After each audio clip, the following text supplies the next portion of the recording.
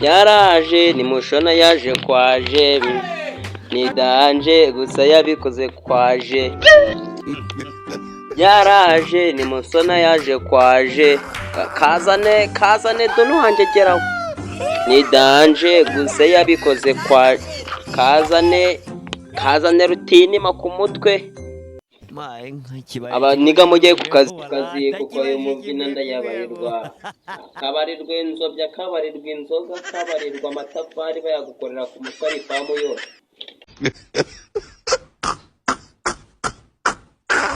ni inginjuga nateye ngo nyire ni nyinshi zirenze ahubwo se inzuga wateye wowe ziza twateye uko zingana have nosia yimbwira ngo guys hano hari ingegera nje guha nyina urumva ingegera nje guha nyina ni ingegera yitwa Juno Kizigenza ejo yahanze indirimbo yitwa Shenge ariko era ndirimbo yarambabaje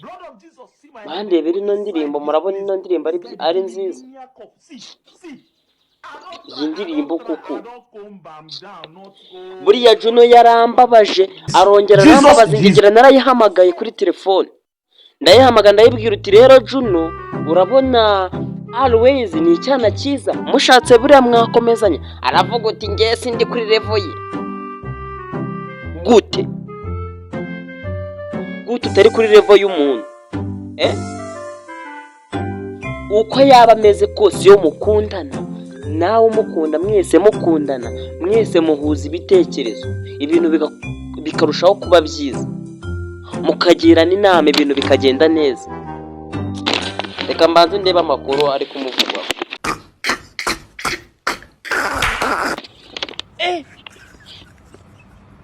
muri 2021 mu kwa 9 ku itariki 15 nubwo indirimbo yitwa Always na Juno Kizigenza basohoye indirimbo ari abasheri bari basanzwe bakundana bakimara gukundana biga igitekerezo baravuga uti uru rukundo tugomba kurwereka isi yose baravuga bati reka tujye kwa Element dukorera indirimbo Always aririmba sheri we na Juno aririmba sheri we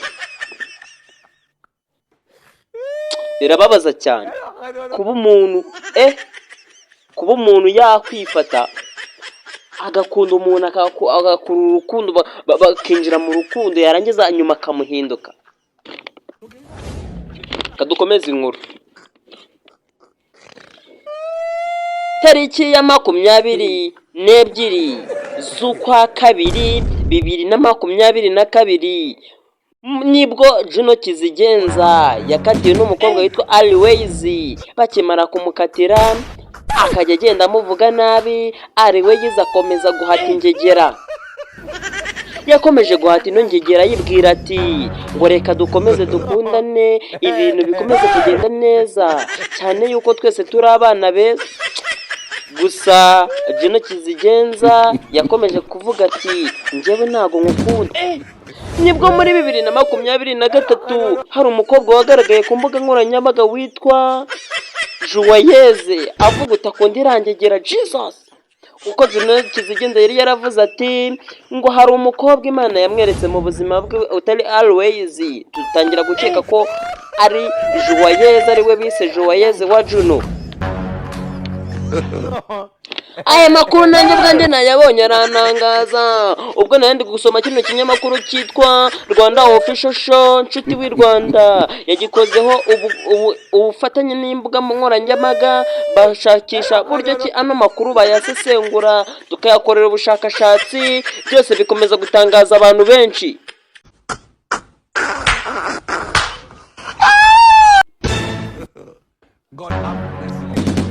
aya makuru ari kuvuga nuko Juno yasohoye indirimbo yitwa Shenge ayihangira indaya inongegera yambabaje nanjye ubwanjye byambabaje byandiye mu mutwe nubwo muri kubona amarira arenda gutobora umutima mubanze murebe ino ndirimbo asohora irangegera ngo Shenge gashengurwe n'umutima wanjye gerawe ngo Shenge wanjye gerawe Juno we witonde Juno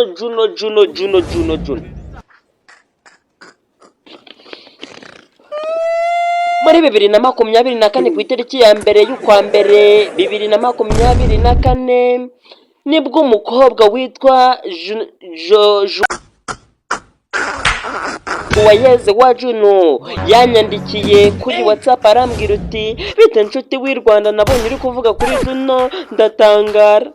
Ni ukuri neza neza amakuru wavugaga kuri Juno neza niko byagenze, kuko nanjye kera nyiri umwana nari ndi kurota umuntu ufite inyinya usa nka Joyeuse.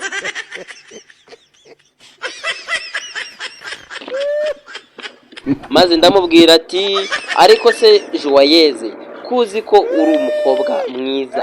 uzi ko tunavukana, koko wajya ureka kwishyira kuri level y'umuntu mudahuje ubushobozi.